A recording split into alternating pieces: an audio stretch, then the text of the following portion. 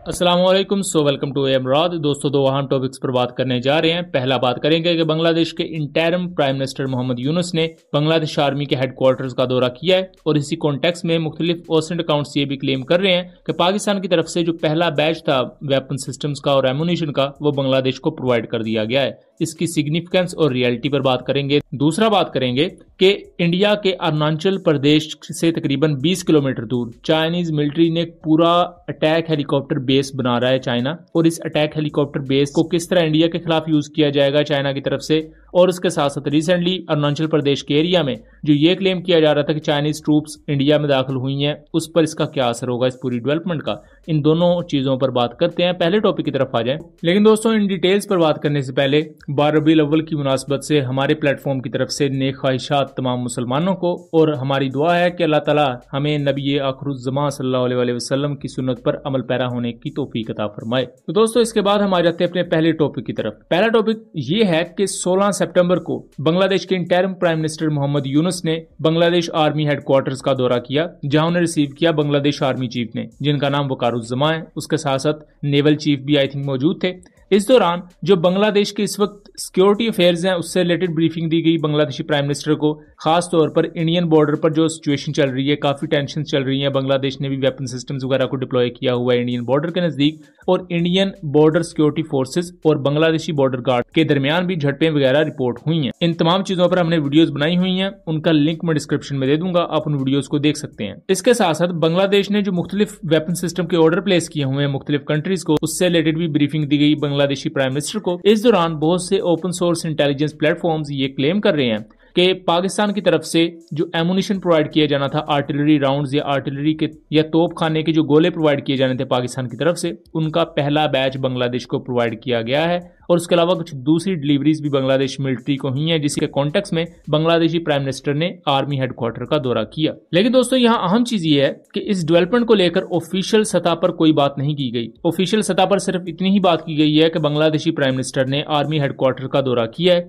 लेकिन उसके अलावा जो एक्स्ट्रा इन्फॉर्मेशन है ये मुख्तलिफ ओपन सोर्स इंटेलिजेंस प्लेटफॉर्म्स दे रहे हैं, जिनको ऑफिशियल सतह पर ना तो कंफर्म किया गया है और ना ही इनकी तरदीद की गई है। यहाँ मैं इसका कॉन्टेक्स्ट बताता चलूं कि बांग्लादेश मिलिट्री ने रिसेंटली कुछ हफ्ता पहले एक बाकायदा एमुनिशन का ऑर्डर प्लेस किया था, जिसमें 40,000 के करीब आर्टिलरी शेल्स पाकिस्तान से उन्होंने खरीदने थे, एंटी टैंक गाइडेड मिसाइल्स खरीदने थे, और उसके अलावा दूसरा मुख्तलिफ इक्विपमेंट या रॉ मटेरियल खरीदना था, जिससे वो खुद अपने मुल्क में टैंक राउंड्स और आर्टिलरी राउंड्स को बना सकते। यानी कि पाकिस्तान ऑर्डिनेंस फैक्ट्री को ये उन्होंने ऑर्डर प्लेस किया था। तो कहा जा रहा है कि पाकिस्तान ने अपने मौजूदा स्टॉक में से ही पहला बैच बांग्लादेश को प्रोवाइड किया है, ताहम हतमी तौर पर या कंफर्म जराये के थ्रू इसको इंडोर्स नहीं किया जा सकता। लेकिन अगर ये डेवलपमेंट सही है तो ये एक बहुत बड़ा स्टेप है कि बहुत कम अरसे में पाकिस्तान ने ये चीजें प्रोवाइड की हैं बांग्लादेश को, ताकि उनकी जो दफाई जरूरियात है उनको पूरा किया जा सके।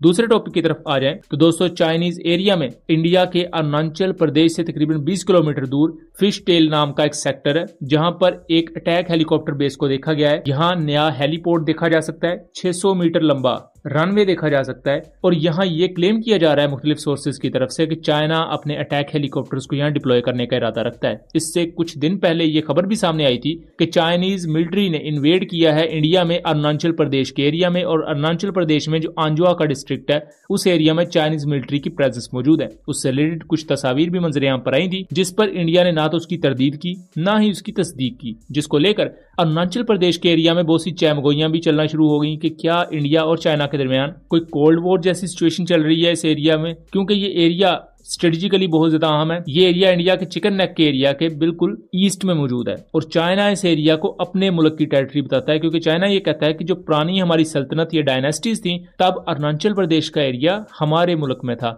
लेकिन जब ब्रिटिश राज आया इन एरियाज में तो तब अरुणाचल प्रदेश इंडिया का पार्ट बना, और तभी से ये पूरी सिचुएशन चल रही है इंडिया और चाइना के दरमियान। और इस डिस्प्यूटेड बॉर्डर को लाइन ऑफ एक्चुअल कंट्रोल यानी कि LAC कहा जाता है। अब चाइना अगर यहाँ अटैक हेलीकॉप्टर्स की पूरी बेस बनाता है, उसके साथ साथ यहाँ यूटिलिटी हेलीकॉप्टर्स को और ट्रांसपोर्ट हेलीकॉप्टर्स को भी चाइना यूज करेगा, और इन हेलीकॉप्टर्स की मदद से चाइना ना सिर्फ इंडिया की आर्मर्ड कोर पर नजर रख सकता है, यानी कि इंडिया की जो बख्तरबंद गाड़ियां हैं, टैंक्स हैं और दूसरे इस तरह की व्हीकल्स हैं, बल्कि उसके साथ साथ इंडिया की तरफ से जो ग्राउंड बेस्ड मुख्तलिफ सिस्टम्स हैं उनके खिलाफ भी चाइना डेटरेंस का पूरा सामान किए हुए बैठा होगा इन अटैक हेलीकॉप्टर्स की वजह से। क्योंकि अगर आप आर्मर्ड कोर या टैंक्स के खिलाफ एंटी टैंक गाइडेड मिसाइल इस्तेमाल करें तो उनके लिए आपको मिलिट्री पर्सनल ज्यादा चाहिए होते हैं, जबकि उसके मुकाबले में जो अटैक हेलीकॉप्टर्स हैं वो एक अटैक हेलीकॉप्टर 8 से भी ज्यादा anti tank guided missile carry कर सकता है। और इस तरह के जो हेलीकॉप्टर्स हैं इनकी ऑपरेशनल कॉस्ट भी काफी ज्यादा कम होती है, फाइटर एयरक्राफ्ट की बनिस्बत बहुत ज्यादा कम होती है। तो अटैक हेलीकॉप्टर्स पर बहुत सी दुनिया के कंट्रीज इन्वेस्ट कर रहे हैं, अपनी इन्वेंट्रीज में ज्यादा से ज्यादा उन्हें शामिल करने की कोशिश कर रहे हैं,